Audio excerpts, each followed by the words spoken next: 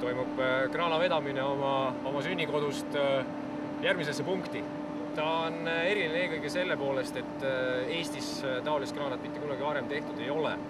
Meie tavaline kraana koosneb 2 nooleosast, see on nagu selline hübriid, kus need 2 noolt on pandud omavahel kokku. Tema lõppikkus on 47 meetrit, nüüd me veame teda natukene tükeldatuna, kuna Tallinn ei võimalda meile pikemat läbiminekut.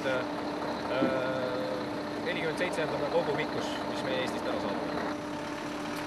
Kokku tema lõpp kaasub olema 109 tonni. Meie juurest sõidab ta Norrasse, kus hakatakse teda edasi kokku panema, ta pannakse kokku veel nii-öelda oma emakonstruktsiooniga. Ta saab olema laevakraana, aga kus see laev hakkab paiknema, seda ma paraku ei tea. Aga norrakate jaoks on tegemist erakordselt suure kraana.